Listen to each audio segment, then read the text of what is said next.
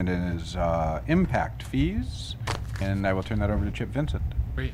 Thank you, Council President Zwicker, members of the Council. For the record, Chip Vincent from Community and Economic Development. I'm here to talk to you tonight about one of the most exciting parts of the Growth Management Act, if not the most tedious, and that is impact fees. And we have been working for a couple years now to do a complete comprehensive overhaul of the city's impact fee provisions. And impact fees are fees that developers pay when they come in for new development, and they're fees associated with parks, fire, and roads specifically. And to that end, we have been working in community and economic development very closely with our colleagues who are sitting closer to the rear of the room than I would prefer. But our consultant here, Randy Young, who's a very distinguished and highly esteemed expert in the field of impact fees, has been working with our representatives, Jim Seitz from Transportation and Leslie Becklock from Parks, and Kelly's here representing Parks tonight, and hopefully Bill Flores is going to be here from Fire.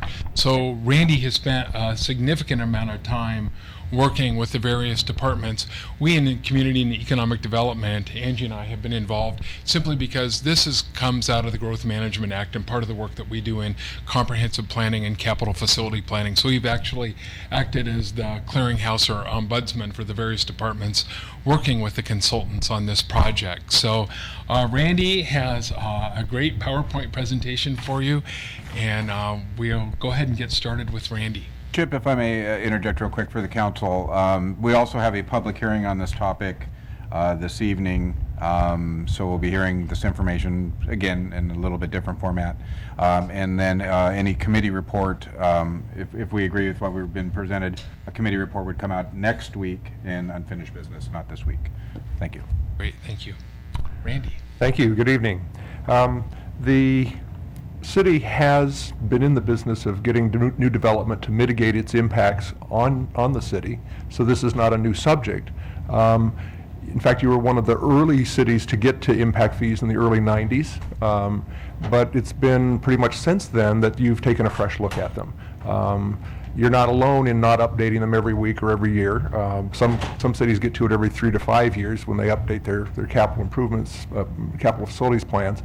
But like a lot of cities, it was okay. Nobody was complaining about it, and time goes by and your capital plans change, and the state changes some of the revenues you get, and the amount of development goes up and then it goes down, and it was time for a fresh look.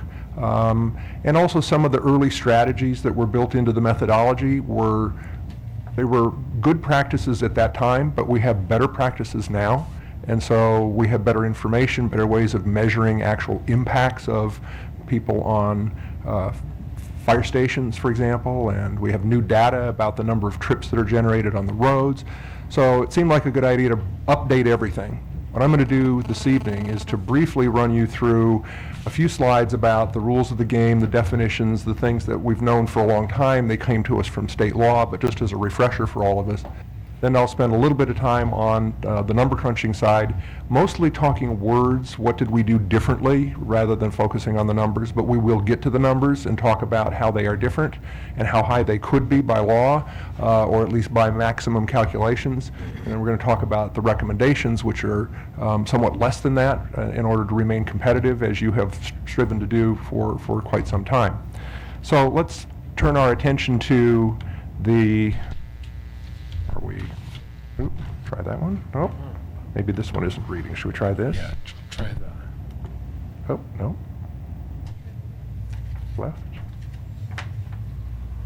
Not advancing. Okay, we'll try the scroll. All right, we're going to define terms. So an impact fee is paid one time. Not everybody has to pay it, but whoever does have to pay it pays it one time. The folks that pay it are just new development, although a major redevelopment could be subject to impact fees under some circumstances. It can only be used for capital costs, so we can advance our park system or our fire department's capital, but we can't pay for the firefighters and the park maintenance employees and so on.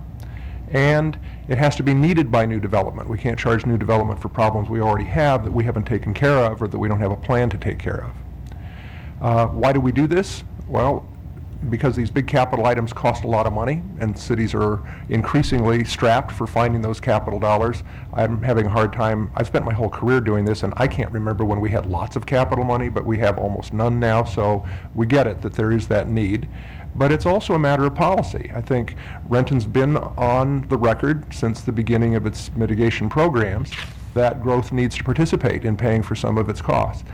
I'm not here tonight to argue about the literal meaning of growth pays for growth or whether they pay 100% or 50%, but it's clearly a principle that you've got well established and that we're simply updating and building on.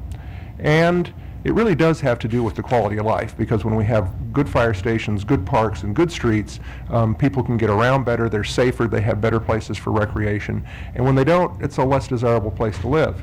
And it turns out that a lot of decisions people make about where to live have to do not just with where the jobs are and where the shopping is, but is this a good place to live? What do I want to, raise my kids and have them be able to go to a good park system?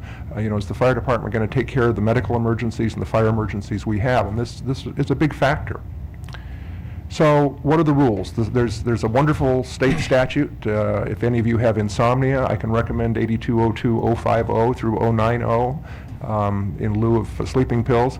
I've boiled down 5 or 8 pages of excruciating detail into 4 basic rules. Rule number 1, that I nicknamed the fair share rule, means that impact fees can charge growth for growth, but it can't charge growth for an existing deficiency. And we'll talk about that when we get to the actual calculations. We had to look at which streets have existing deficiencies and take that piece of the cost off the table. Rule number 2 is something called the nexus, a connection of benefits. There has to be a connection between the development and the benefits that they receive.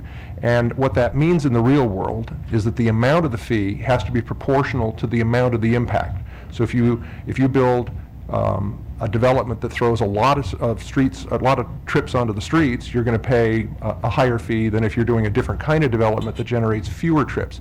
You might have 2 10,000 square foot buildings, but if one is an office and the other is light industrial, the light industrial's got a lot fewer trips going in and out. So they would pay a smaller fee for the same number of square feet. That's what this rule's about. Rule number 3 is what I call the credits rule. The statute calls it the adjustments rule. It means we can't double charge. If we know that new development is paying the city for a piece of the very same thing that the impact fee is for, we're not talking about the payments they make of general taxes into the general fund, but if they're paying into the accounts you're using to improve the streets or the parks or the fire stations, and it's used to build the same fire station or expand the same park, then they're already paying a share. And so our calculations have to estimate what that looks like and subtract it. And we have done that in all 3 cases, fire and parks and streets. Last, Washington, we're a unique state, and the way we decided to stand out in the national arena of impact fees is we said, growth can pay for growth, but not 100%. Oh, really? What the statute says is, you cannot rely solely on impact fees. Okay, legislature, so what does that mean? 99, 99.99, 75%? Give us some hints. No hints.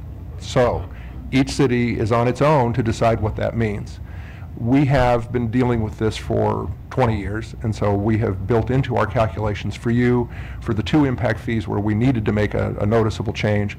We followed the precedent that we set in Sammamish that has probably the highest fees in the state, and in which we worked with the development community, who was not real happy about those high fees, but felt that we were transparent in how we did this, and we settled on 3% as the reduction. So it's a 97% at the most. And there's no statutory or precedent-setting ruling to go on that, so we just continue to use that until we get some better definition from the legislature. So what can we buy? Impact fees pay for something called system improvements. That's the whole system of all the streets and the system of fire stations and fire trucks. It means that it's not something called a project improvement. And here we mean the development project. So if the developer comes in and puts in a subdivision and they have to put in the little neighborhood streets, we're not charging impact fees for those. We use a different law that says, hey, you got to put those in. Let's take the case of a little tot lot or a small park. The developer could choose to put that in, but because that park is not one of the major parks that the city is building with impact fees, there wouldn't normally be a credit for that, and impact fees wouldn't pay for a facility like that. The other thing we cannot pay for is repairs and renovation and replacement of existing capital. So if we got a ball field and the bleachers are wearing out and we got to replace them, that's fine, we can do it, but not with impact fees.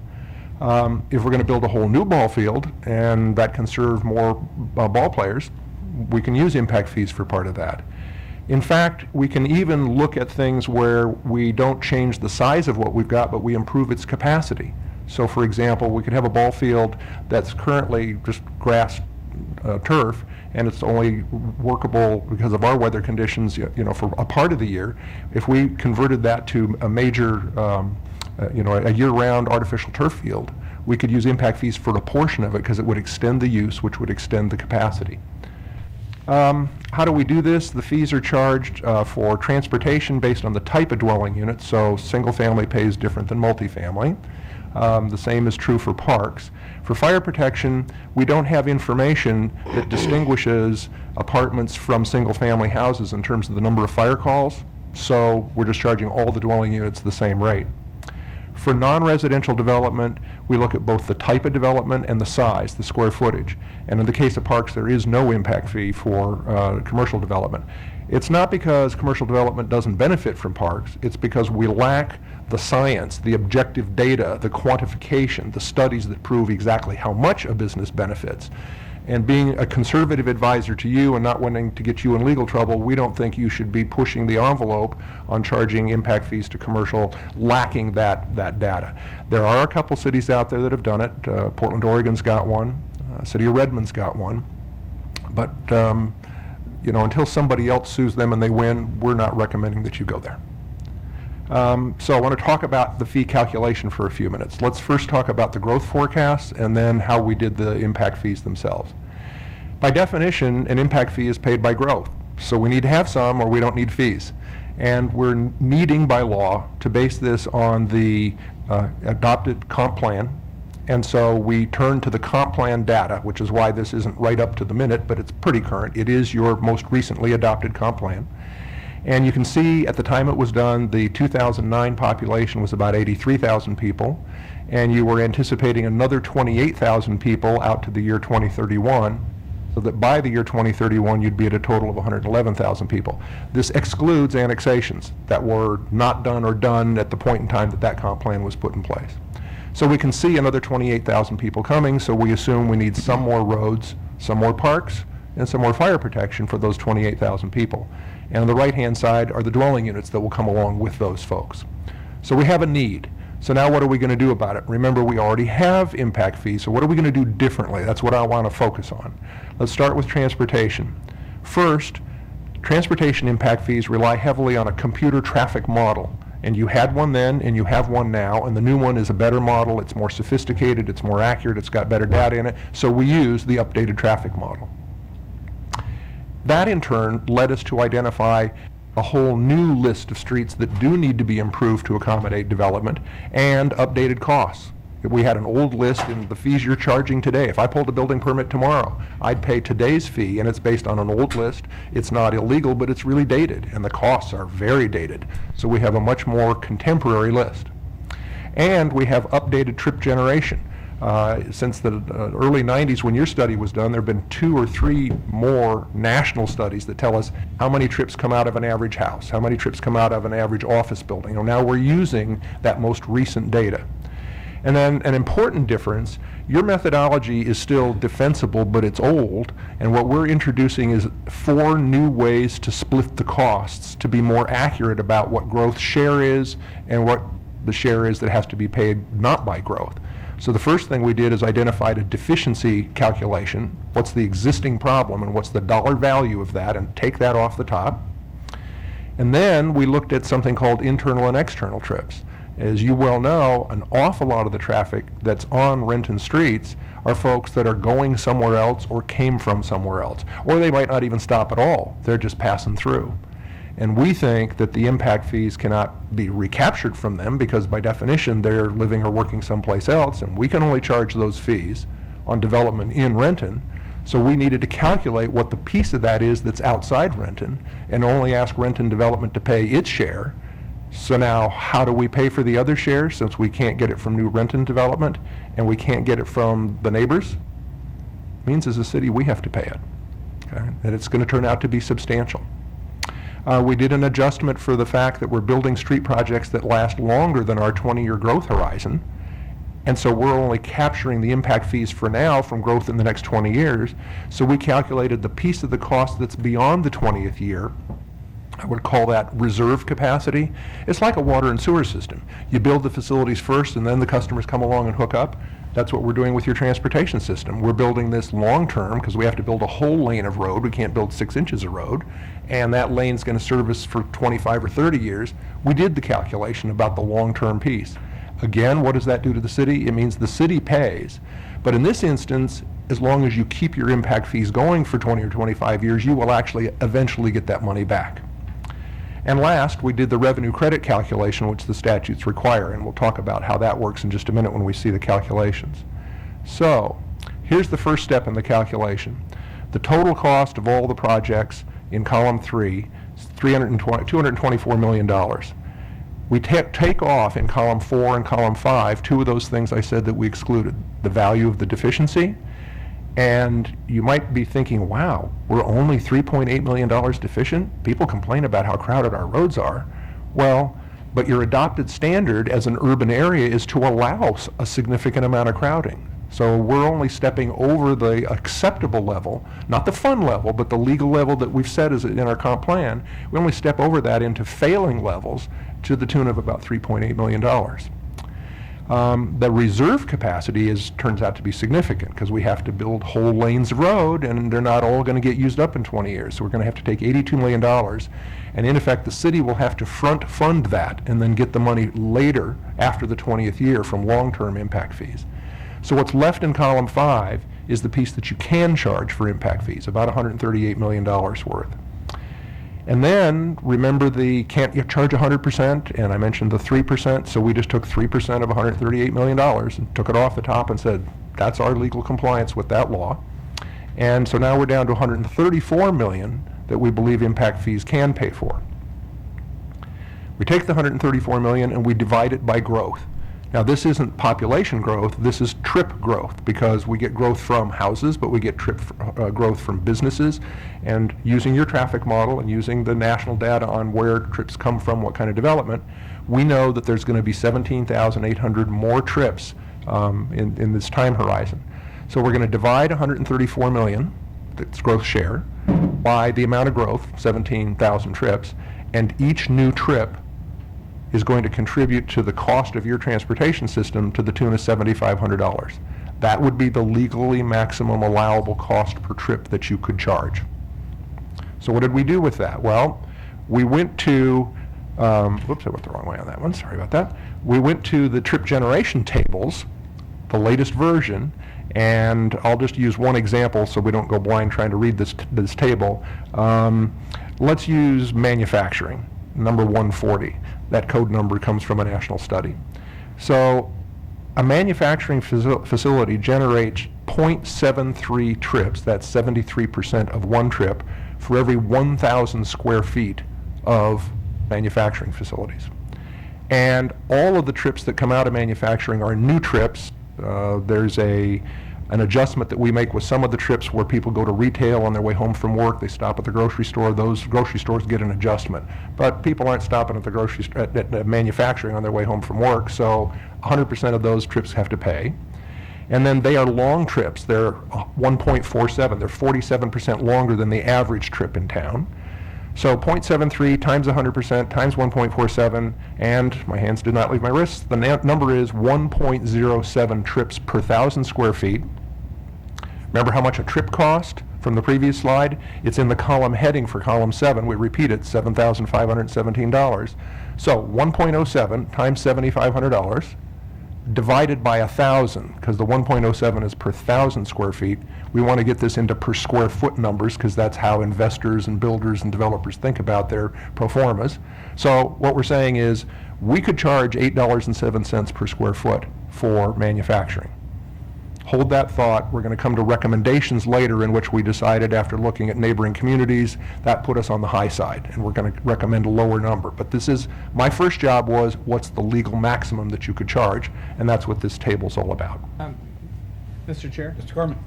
Yeah, so just to make sure I understand, that would be if growth paid for all of that new trip. Is that what you're saying? So we basically would collect that money, and that puts down enough pavement that we could handle that trip on the affected arterials or whatever. Except for, I sneaked backwards 2 slides, except for that reserve capacity. Okay. That's outside of the time horizon, so we've got to front fund that. Okay. Okay. And let's come back to this $7,500 a trip. That's every growth trip, but only about half of the growth trips are actually going to happen in town. So that's that internal-external problem. Mm-hmm. So we're going to charge every new development in town. Every new manufacturing in town would pay $8.07 at the maximum. We're not recommending that, but if we did. But if manufacturing happens in Issaquah or Redmond and they wind up with trips on our road, we get none of Right. it. Okay. So we're not going to get the whole $134 million. We're going to Okay. get maybe 60% of it. Okay, so I would just say at this point that I find this very interesting, and you got a lot of data, and I'm delighted to hear all the information. But for maybe if there's potential builders or investors watching this presentation, I'd say I'm also very curious as to ultimately when somebody comes in and they put in a business, we're going to be collecting sales tax and head tax and other things also to pay for that trip. And I suspect if those people were here, they'd be going, wait a minute, you can't expect us to front load the whole thing, that some of that has to come as revenue with time. But having said that, I certainly appreciate that clarification. Well, I think that your comment is right on point, and there are 2 things that might be useful to you to know. This is not the first time this information is going public. We've had meetings with stakeholders, including the developers and builders, and so they've seen this and they've expressed those concerns, and we've talked about them. The other thing is we need to remember that we're not recommending the full amount of this, and we've looked at where the sales tax dollars go and B&O taxes for the cities that have them and property taxes. Sure. And you're right that those businesses and homes pay a lot of that, but if you think about the arcane business of public sector accounting and the little bank accounts we have, the little cigar boxes where we have to put our money, and there's the general fund and the capital fund and the utility fund, what happens is most of those dollars that come in from new development go into accounts that pay for operations and not the capital. If they did pay for the capital, we couldn't justify these impact fees. We'd be taking a credit off the top under that double payment rule, the no double payment rule. Right. We'd have already found that they were paying their fair share. I see. The only reason this is in front of you is because their dollars don't go into the capital account. Okay. So let's spin on ahead to, okay, we finished transportation. Let's talk briefly about park impact fees. So what's new here is the way we've been thinking about parks is in something called acres per thousand population. That's the ratio of how we know what we need. And Renton's got good acres per thousand population numbers. But for calculating impact fees, it's a kind of old way of thinking because acres doesn't do a good job of counting the improvements to the acres. So now I've got a soccer field. In order to be ethical, I have to disclose that I am a soccer coach, so I'm likely to be complaining to you about soccer fields. You might be able to get the soccer field, but you can't get bleachers, if we can ever get them for soccer fields. We can't even get the goals. So we have another way of doing this calculation, and a growing number of cities in Washington are now using this method called investment per capita. And our study shows a list of everything you own that's capital, and its current value, and we divide its current value by the current population, and it is what it is. It's the amount per man, woman, child that your park system is worth. It's over $2,000 per person, by the way, right now. It's a very impressive number. And so we're going to use that to multiply the dollars per capita times the amount of growth to figure out how much we need to spend in the future, and then take that and make our subtractions for deficiencies and reserve capacities and all that stuff, and come up with an impact fee, kind of like the trip generation, only it's based on persons per household instead of trips per square foot. And we make that adjustment at the end that's unique to the park impact fee because your capital improvement plan is, on the one hand, planning on spending a very impressive amount of money for growth, like $9 million. But to maintain the standard you're at right now, it would need to be double that. So we had to reduce the fee down to 58% because if you're not going to spend at that level in the future, we can't charge new development at that level. It would be overcharging them. So we're backing it down to your current level investment. If you or some future council had a windfall and wanted to step up your capital plan for parks, then you could legally step up your impact fee. But since we're already going to make other reductions to be competitive, that's probably not a conversation worth dwelling on. Oops, going the wrong way.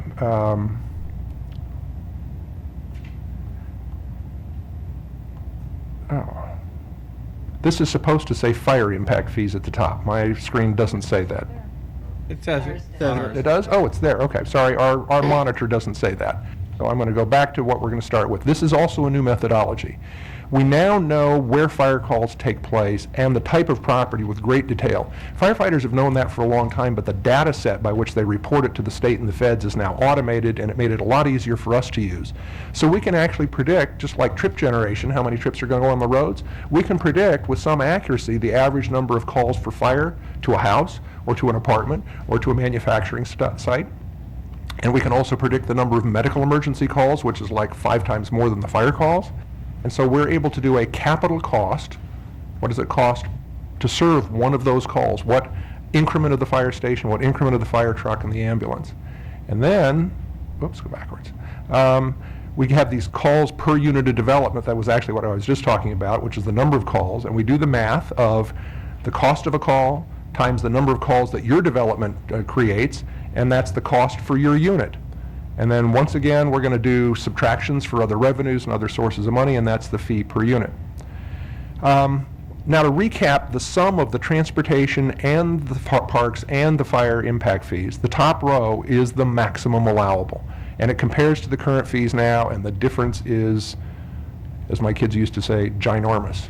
Okay? It's a very, very big increase.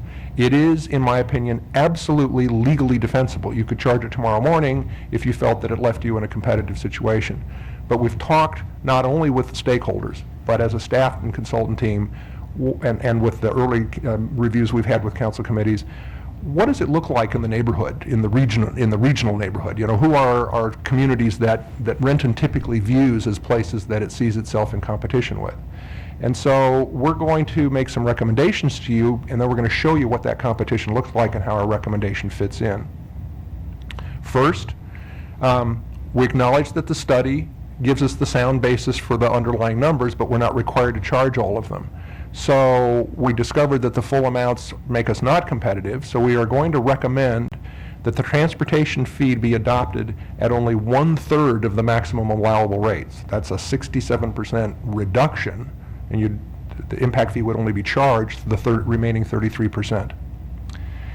Even at that level, there are significant increases. It doesn't take us to 12,000, but it's going to take us to 5. And for fire and parks, we're recommending there, because the increases are not quite as large and the total dollars are not as much, that we think it still leaves us competitive if we charge 2/3 of those maximum allowable rates. So we're recommending we charge 67%, take a 33% amount off the top.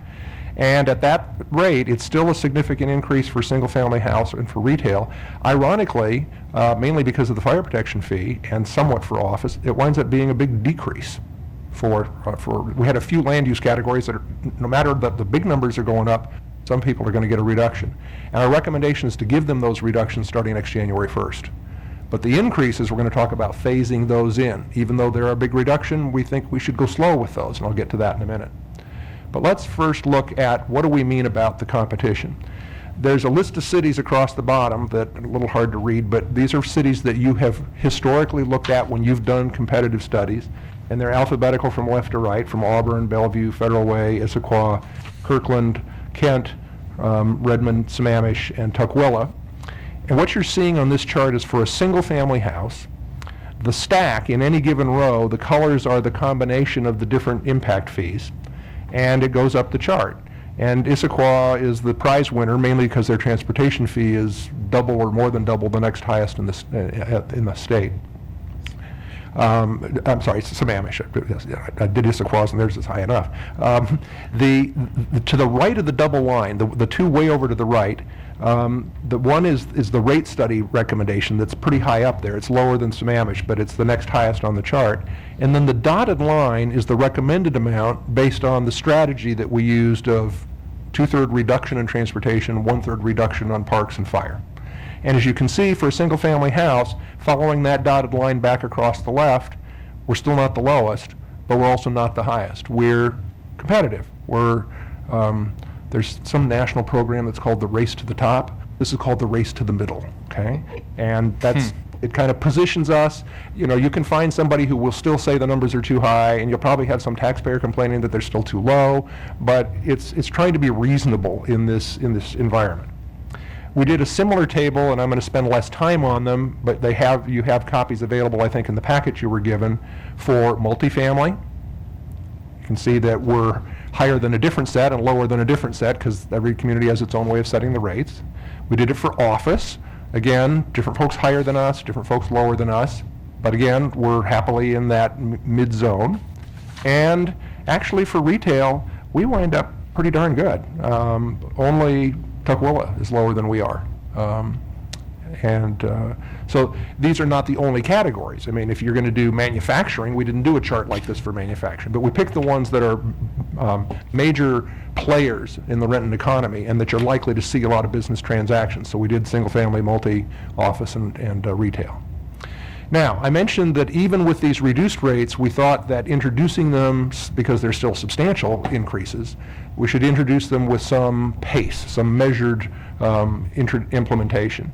And so what we're going to recommend is that we maintain the current rates, today's rates, through 2013, unless there's a reduction, in which case we're going to make that effective January 1st, 2013. So if it should be lower, we're going to get it lower right away. We're recommending no change to anything for the rest of this year. All of 2013, continue the same rates or reduce.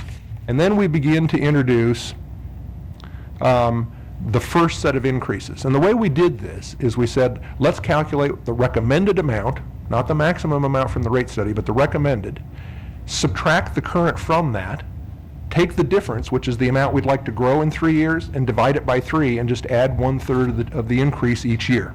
So I'm going to show you for, I think my example is retail. If the current charge is $2.09 a square foot for retail, then in 2014, we would add 38 cents a square foot to that, because eventually we're going to be doing 3 times that 38 cents, about $1.27. So in 2014, your net would be the 209 now plus another 38 cents. You'd pay 247. Then in the next year after that, we'd add another third. So your 209 plus 75 cents, you'd be at 284. And the last year, when we'd finally get to maximum, not maximum legally allowable, but maximum recommended rates, you'd be at $3.22. This has a couple of advantages. It sends a signal to the development community, you have time to see this coming, you can build it into long-term pro formas. It actually has a small incentive from the city's viewpoint. Any developer who could go a little faster than they were going to go, if they can go faster, they can get cheaper rates. We know that these rates don't make big differences in development decisions, so we don't expect the small differences in the early years are going to attract a bunch of development, but at least it's there for them to act on if they choose to take advantage of. Mr. Chair? Can you remind me when the fees would get calculated? Is it when they get preliminary approval, or what approval stage do we fix those? Impact fees under the Growth Management Act are all about when growth is about to hit us, which is when building happens. And so the norm, and it's typical of virtually every city that has impact fees, and it's in the ordinance for your new impact fees, it would be at building permit. Okay, at building permit. And we have in your ordinance a provision borrowed from King County, which the master builders recommended to us, that allows the constructors, the builders of single-family houses, to actually defer their payment beyond the building permit to the closing. So when they've actually got a house to sell is when the money would come due. My late uncle was exactly the kind of man who would have been able to take advantage of that. He's the kind of guy who built one house a year out in the Falls City, North Bend area. And for him, he'd build the house, and if you made him pay the extra fee, he'd had to add to the draw that he pulls from his lenders. It's costing him extra money out of his pocket. So this certainly makes sense. No builder is required to use this, and any builder that does use it is required to file a lien so it doesn't leave you in the banking business of chasing around trying to collect the money. But it's only for the single family. Would the rate would get set when they got building permit, Correct. even though they're not required to pay it until they sell or the property gets occupied, right? That's right. And back to your question about when lots are created and platting, all this information's on the table, but it's not applicable to the act of platting. So now the developer, who in some communities might be on the hook for mitigation, what we're saying is no, you can sell that lot with or without these prices built in because it's going to be paid by the builder. Right, okay, good, thanks. Couple more thoughts and I'll be done with my presentation. We're near the end here. Here's what this phasing looks like in a little more excruciating detail for a single family house. You can see each of the fees, fire and parks and transportation. The first column is today's fee, and the next column, proposed, is not the maximum allowable in the study. It's that recommendation based on 1/3 of transportation and 2/3 of fire and parks, unless there's a reduction, which is actually what's happening with fire. So it goes from 488 down to 479. So we're recommending, this actually says no change, but I believe we've got in the ordinance, we're recommending now that the fire fee for single family would go down to 479 in the year 2013. So this table's a little bit dated. And then where there are increases, let's look at transportation. That's the big one. Currently, a single-family house would pay $750. We're recommending that by the year 2016, they should pay 1/3 of the maximum allowable, which would be $2,800. So that's more than tripling. Okay, so we're recommending adding 1/3 of that increase each year. So in 2014, it would go from $750 to $1,400. And then the year after that from $1,400 to $2,100, and then finally settle in at the maximum allowable $2,800. But even that $2,800 is only 1/3 of the statutory maximum. So if you're in the business of building houses, this looks like a big increase. But phased in slowly and not ever getting anywhere near the statutory maximum, we think you're being as reasonable as you can and still say, growth, we need some help here. Otherwise, you're asking the taxpayers to pay all of it. So we're trying to find some balance. We have charts like this that I won't bore you with, but they're there if you want to look at them. Same format for multifamily, for office, for retail. Hey, can you stop on the retail one? Oh, for sure. a second? Yes, there you go. Oops. Okay, there we go. And you said, did you say this one went down? Oh. No, it was the fire fee for single-family houses. The fire fee here for retail is going to go from 52 cents to 59 cents a square foot. Okay. And you can see us phasing it in at 54, 56, and 59. Same thing for transportation. Okay. Okay, thanks. I really just have two more slides to share. One is just to put on the record what other choices do we have, because we do, and then end with where do we go from here. There are two alternatives to impact fees, and that's to go back to taxes. I'm old enough to have started my career before impact fees were in business, and I know how to do broad-based revenues, and they're still really good. We just can't get voters to approve the bond issues and the tax increases that go there.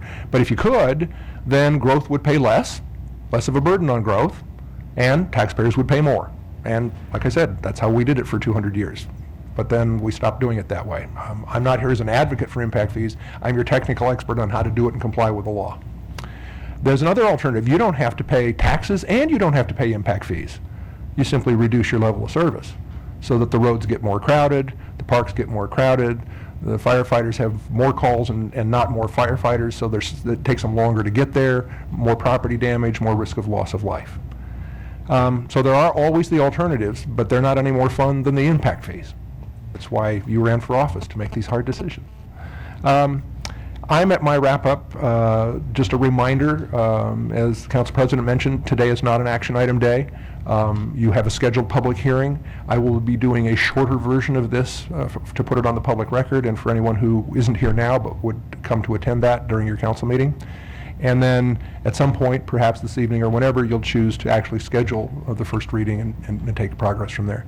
And Mr. President, I'd be happy to take any additional questions that council might have. Questions from council? Yes, Mr. Chair. Mr. Taylor? Yes, just I'd be delighted to get a copy. I'm sure maybe others would like to also. I think this was a very well explained presentation. Thank you. You really did a good job on that.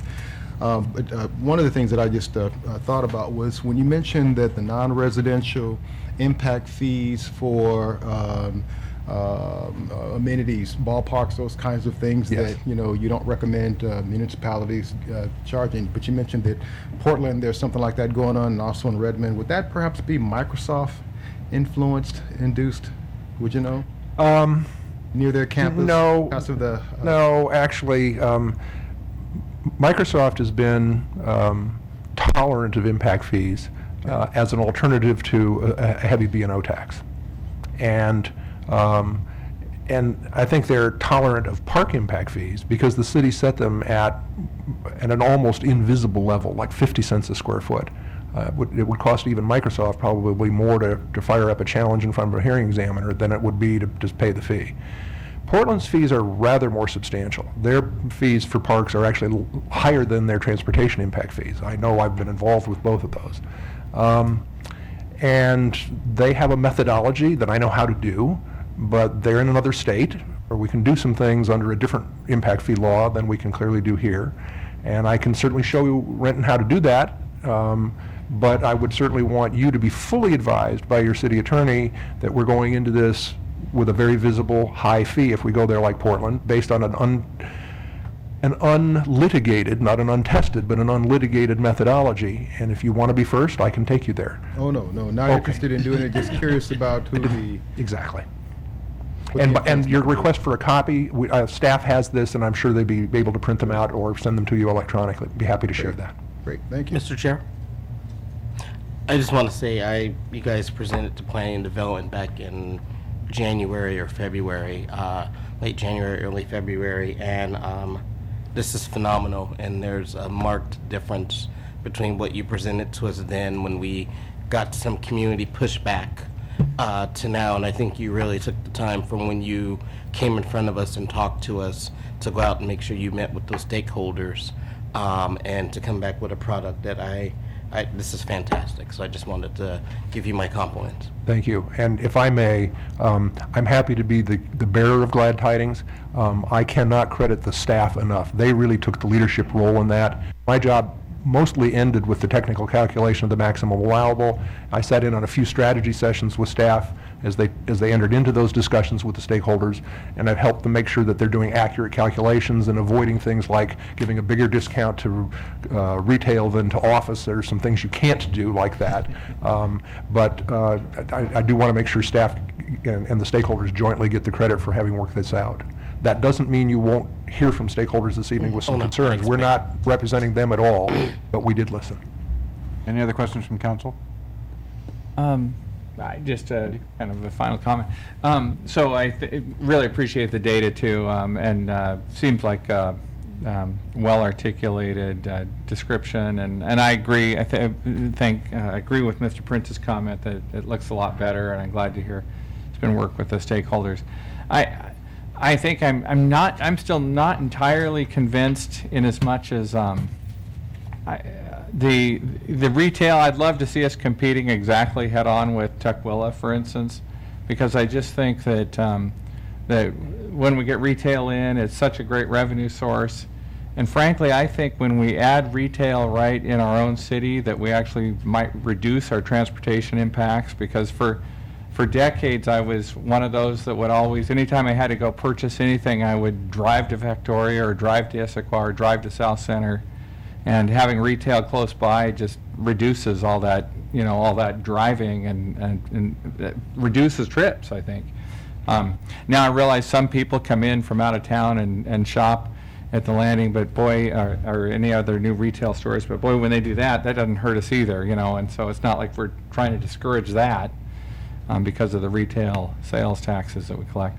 But in any case, I think you've done a great job, and you've certainly given us some data that we can work on and have those discussions. So thank you very much. Thank you. Thank you for the presentation. See you in a half hour or so. That committee of the whole is adjourned.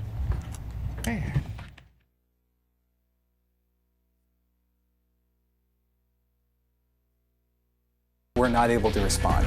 During disasters, we need to work together. CERT training is fun and exciting. I really enjoyed it. I thought it was a lot of fun and I learned an awful lot. We are trained to go help in natural disasters or any kind of a disaster, mainly in our own neighborhoods. I thought it was great. Everyone came together and worked as a team. CERT builds strong neighborhoods. I hope more people